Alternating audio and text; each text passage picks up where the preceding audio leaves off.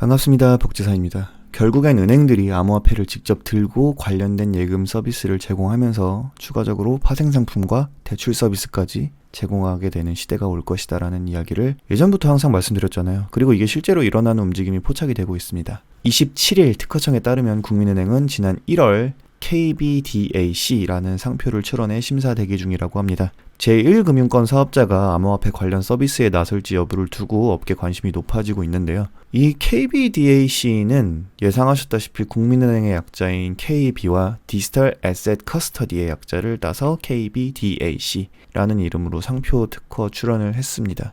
해석을 해보자면 국민은행 디지털 자산 커스터디겠네요. 나중에도 거래소 BI에 이와 같은 이름들을 사용할 것으로 보입니다.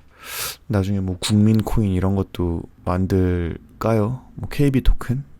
그것까진 모르겠습니다. 자, 국민은행의 이런 행보는 아무래도 암호화폐가 제도권으로 들어올 수 있을 것이라는 판단 하에 미리 준비를 하는 것으로 보입니다. 만약에 제도권 편입이 완료되는 시점에서 갑자기 이걸 준비한다는 건 너무 늑장 대응이겠죠. 그래서 미리 대응하는 모습을 보이는 것은 아주 좋아 보입니다. 이 국민은행의 디지털 자산 커스터디 상표인 KBDAC는 20개 업종에 이용할 목적으로 등록을 했다고 하는데요. 암호화폐 거래, 정보 제공, 컨설팅, 자산관리 컨설팅, 재무상담, 디지털 자산 투자 운용, 수탁, 정산, 청산, 장외거래, 중개, 디지털 자산 위탁, 신탁 등이라고 합니다. 거의 다 한다고 보시면 되죠. 암호화자산을 통해서 할 수 있는 각종 서비스들을 전부 제공하는 것 같은데 이런 새로운 먹거리는 역시 대기업들이 놓칠 리가 없죠. 상표 등록은 출원 신청, 심의, 공고, 등록 순으로 이루어지고요. 6개월에서 1년 이상의 기간이 소요됩니다. 이 말인즉슨 빠르면 올해 7, 8월, 늦으면 내년 1, 2월부터 이 브랜드를 보실 수도 있을 것 같다라는 얘기인데요. 굉장히 신기한 느낌 아닌가요? 저희 17년도 말 18년도 이때부터 계속 은행이 언젠간 거래소를 하게 될 것이다 라는 이야기를 들으셨을 텐데요. 정말 코앞에 있다는 느낌이 듭니다. 몇 가지만 먼저 예상을 해보자면요. 첫 번째로 거래 서비스에 대해서 이야기를 해보겠습니다. 시총 상위권 코인들을 주로 다루게 될 것 같아요.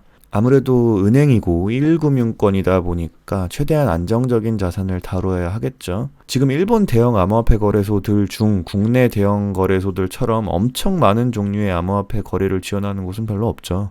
그 일본 자국 내 기준이 까다롭다 보니까 대형 코인들 위주로 거래가 되는 건데 국민은행이 거래소를 오픈한다면 위에 말씀드렸다시피 시총 상위권 대형 자산들 위주로 거래를 이루게 되지 않을까라는 예측을 해봅니다. 내부적으로 고위험군 자산을 컨설팅해서 따로 상품으로 제시할 가능성도 있겠죠. 하지만 이건 별개일 것 같고요. 나중에 지켜보면 알 수 있을 것 같습니다. 두 번째로 컨설팅, 이제 암호화폐 분석하는 전문가들이 나올 것이다 라는 예측을 할 수 있게 됩니다. 은행에서 암호화 자산에 대한 투자 상담이나 컨설팅을 하려면 당연히 관련 전문가가 있어야겠죠. 그런 의미에서 이와 같은 투자 자산들에 대한 전문가들이 출연할 수도 있고 혹시 관련 자격증 이런 것들이 나올 수도 있지 않을까요? 여기까지는 모르겠는데 아무튼 이런 새로운 직업도 나올 수 있을 것으로 예상이 됩니다.